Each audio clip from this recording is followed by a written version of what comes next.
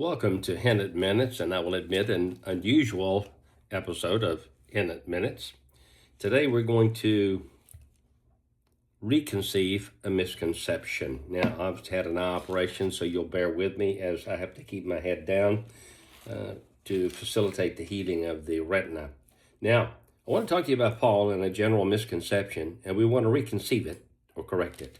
In Galatians chapter 4, verses 13 through 15, we read this about Paul. He said, "You know how through infirmity of the flesh I preached the gospel unto you at the first." Now, we have several facts here. The first time, this is key, the first time Paul visited Galatia on his first apostolic mission, he had an infirmity, meaning weakness, injury, or possibly illness. Let's find out. It was in his flesh, meaning his body. That is clear. Now, but he said he continued to preach the gospel through this condition. This is the attitude of an overcomer. He rose above this physical situation, continuing to do God's will. Verse 14, "And my trial," clearly it tested his faith, patience, and endurance, "which was in my flesh," he repeats it was a bodily trial, "you despised not nor rejected, but received me as an angel of God." He was blessed that they didn't reject him. This tells me that something in his body was repulsive, but they didn't reject him. "Where is then the blessedness you spoke of? For I bear you witness that if it had been possible, you would have plucked out your own eyes." Now we know the specific area of the body which was infirm, his eyes. "And having given, you would have given them to me." So in their love, they would have sacrificed their own eyes so he could see. "And I am therefore, am I become your enemy because I tell you the truth?" He was telling them about grace again. They had fallen back into works for salvation. So he said, "Please, I'm not your enemy because I tell you the truth." Now, the question is, he said this happened at the first time he visited them, and he was infirm, and there was something about his eyes that was a problem. Let's go back then and read the record. The first time Paul went through Galatia was in Acts 14, and we'll pick up with verse 19. "And there," that is in Lystra, which is in Galatia, "came there certain Jews from Antioch and Iconium, who persuaded the people," these were cities he had previously preached the gospel in and had been rejected in, "and having stoned Paul, drew him out of the city, supposing he had been dead." Now, please be sure you get the visual image here, if I can describe it accurately. Paul was stoned, then the job being done, the deed being done, they drug him out of the city like a cadaver and plopped him down outside the city gates as if to say, "Look, this city doesn't want you anymore here, bud. You take your gospel somewhere else." My goodness, how brutal this was. How terribly brutal. Today, we would be beyond shocked. We would be slack-jawed at this. Let me explain to you about stoning. It generally happened in the first century two ways. One way, they put you down in a pit. They took a rather large stone, stood behind you, dropped it on your head to break your neck. If that didn't operate correctly, then they pelted you to death with stones until you stopped breathing. Method 2, they would line you up against the wall, take large stones, gather around you. There was no escape, and they would begin pelting you, obviously about the head.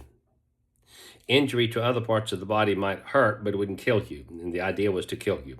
So they would strike you with stones about the head and the body until you stopped breathing. Well, this was first century stoning, and this is what happened, having stoned Paul. Now, as he was outside the city, laying like he was dead, as if he was dead, and he must have been dead because he was not breathing, or they would not have considered him dead. Possibly he had been injured so badly that his breathing was very low. Nevertheless, as the disciples stood round about him, it doesn't even say they prayed, they just stood there, probably in shock.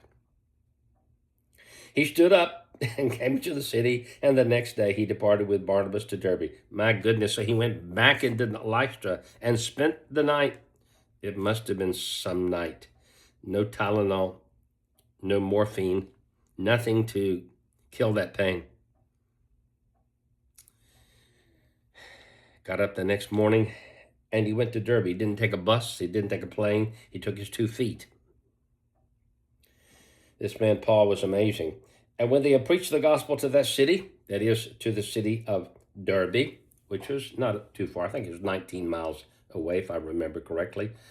Forgive me for not looking up that fact at the moment. And had taught many. So there they stayed with the church as Paul continued to heal, and they were teaching the people there in Derbe. And he said, and they returned again to Lystra and Iconium and to Antioch. These are other cities, obviously, in Galatia. Lystra, where he was stoned. He went back to this city. He went there first, he was stoned. The second time that night, he came back. The third time, after some time, probably months, in Lystra, in Derbe, he came back to Lystra. He came back a fourth time in chapter 16, and that's where he met Timothy. Oh my goodness, this man Paul was unafraid. He knew he was in God's hands, and that the gospel and the condition of God's people to help them, to nurture them, to correct them, to guide them, to protect them from heresy and sin was more important than his own bodily life. So after he went back there, it says he was confirming the souls of the disciples, strengthening them, and that's what that word confirming means, strengthening them again, and exhorting them to continue in the faith. And that, listen to this now, we must through much tribulation enter into the kingdom of God. I wonder who he used for an object lesson, and we all know that. Now, we've established some facts. Paul went to Galatia the first time. He went back several times. But the first time he had something happen which caused him to preach the gospel through an infirmity to the body, specifically his eyes. I conjecture, and I think I have sufficient biblical evidence, that the injury to the condition of his eyes was not ophthalmia, as some claim, and he had a pus oozing from his eye. This is all an elaborately conceived lie, and I'm calling it that. Here's why. He may have had pus coming out of his eyes, but it wasn't because of a disease. It was because of this brutal stoning, which would have left his head swollen and grotesque looking, but he could still speak, so he did so. My goodness, this man Paul was something. Now, another passage which is conflated with these and used to continue this misconception is 2 Corinthians. In 2 Corinthians chapter 12, verse 7, Paul says this, and lest I should be exalted above measure through the abundance of the revelations. This is saying Paul had many revelations for the church. Oh my goodness, all that God showed him that had not previously been disclosed. We call these things mysteries. One of them is the rapture. One of them is the primarily Gentile church. Another is, of course, the rapture, the coming of the Lord to take his church. And there were others. The mystery that the church was to be like the relationship of a man and wife, and the church and Christ. These were special revelations. And he said, because of these that was given unto me, it was granted unto me, it was assigned unto me, a thorn in the flesh, the messenger of Satan to buffet me.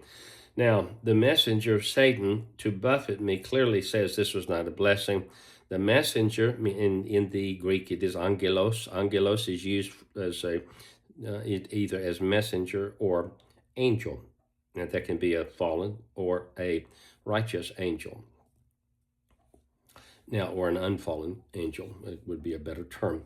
Here it says that this was a thorn in the flesh. Not immediately we know Paul is using metaphor. Paul didn't have a literal thorn sticking in his flesh. We understand that. He's speaking now of language used back in the Old Testament in Numbers, where the children of Israel did not drive out the people in the land, but they became thorns in their sides, meaning a persisting irritant, a vexing irritant. Now, so he's using metaphor here, a thorn in the side. And he says the thorn, in the next verse, was the messenger, angelos, of Satan, which buffeted him, striking blow after blow after blow, like the waves of the sea buffeting the bow of a ship. And then he said, for this thing I besought the Lord thrice, and we know the answer. The Lord said, no. He did not answer him, but he said, my grace will be sufficient to you. My divine strength and wisdom and graciousness and abilities and fruit imparted to you without merit, that will be sufficient for you, Paul. Okay, so Paul accepted and said, now I'm going to start glorying in these infirmities, that is, these conditions which cause me weakness. Now, did Paul ever get sick? I'm sure he did. Why? Because it's just the human condition. But was he a man who was chronically ill with an eye disease? There's no biblical evidence of that. That is a misconception. What we do have from the biblical evidence is clear knowledge that Paul was injured in his eyes terribly, and yet he preached the gospel through that infirmity. And kudos to Paul and corrections to us. So here, my friends, this is a misconception reconceived.